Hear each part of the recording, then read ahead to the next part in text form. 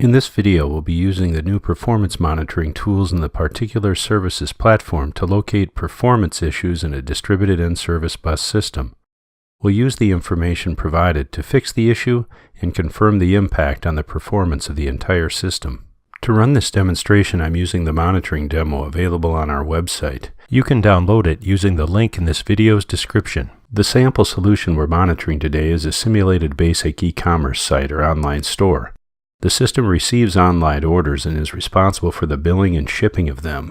There are 4 NServiceBus endpoints in this solution. The client UI endpoint creates the place order command, which is sent into the sales endpoint. For each of the place order commands, the sales endpoint in turn publishes the order placed event. The billing endpoint subscribes to the order placed event and in turn publishes an order billed event. Finally, the shipping endpoint subscribes to both the order placed and order billed events.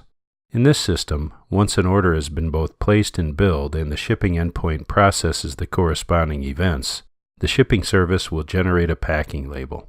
Here's the ServicePulse monitoring dashboard view of our e-commerce system.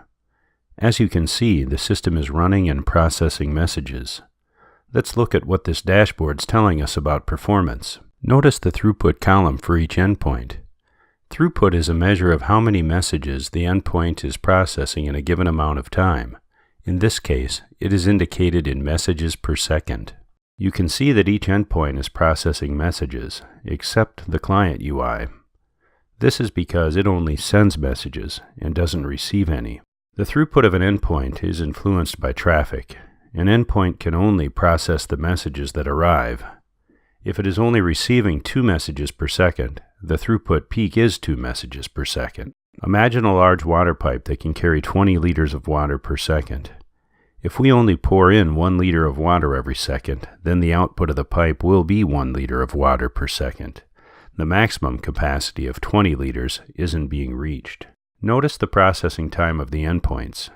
This is how long it takes to process a single message. Now this number doesn't depend on traffic. If it takes 500 milliseconds to process a message, then it will take that long whether there are 5 orders or 500 orders awaiting processing. Let's look at how throughput and processing time are related. As I mentioned earlier, the throughput is the number of messages that an endpoint can process in a given period of time. If the endpoint is single-threaded and can only process 1 message at a time, if it takes 200 milliseconds to process each, the throughput can only be a maximum of 5 messages per second.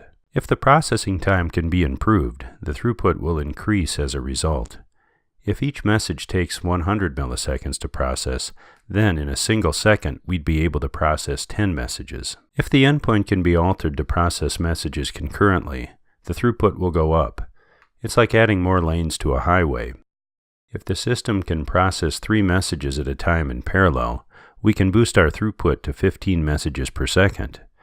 The important observation is that maximum throughput depends on the processing time. Lower processing times allow for higher maximum throughputs. Endpoints with low processing times can handle more traffic and are good candidates for scaling up with multiple concurrent threads before they need to be scaled out to more endpoints. Looking at the performance of our e-commerce site, we can see that the sales endpoint has the longest processing time. Remembering that all the orders flow through sales, it has the potential to be a bottleneck in our system. Let's see what a burst of traffic will do. Imagine a last-minute sale or promotion suddenly floods our site with traffic. Notice how all of the indicators are generally rising. The system is working harder. Despite this, the processing time stays the same. The throughput of the sales endpoint has peaked out.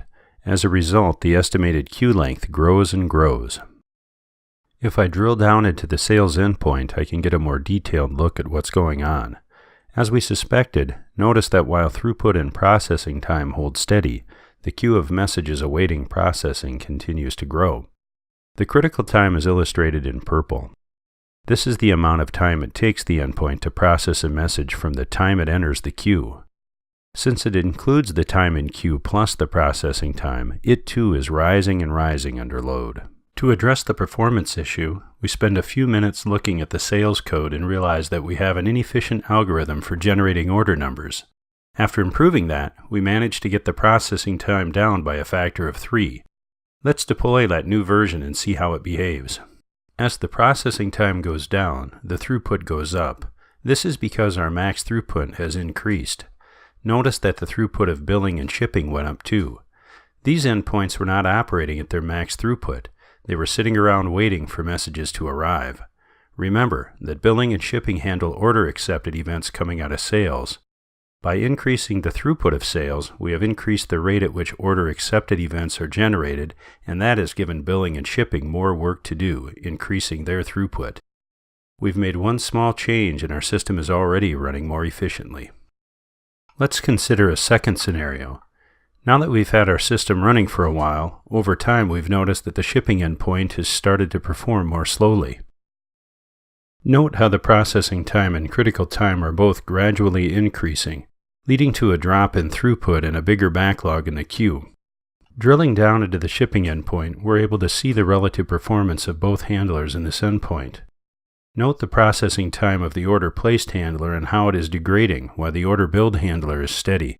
This indicates the performance degradation is due to the order placed handler, and we should look there to fix the performance issue. Also, note how the critical time of both handlers is degrading even though order billed is running well. By putting both of these handlers in the same endpoint, their events arrive in the same queue. As a result, the time an order billed event waits for processing can be impacted by the poor performance of the order placed handler. With the messages commingled in the inbound queue of this endpoint, their handler performance is also mutually impacted. If allowable in this design, the handlers could be multi-threaded or moved to separate endpoints. This concludes the demonstration. A monitoring demo is also available for you to explore some additional monitoring scenarios on your own. Click the link in this video's description to check it out. Thank you.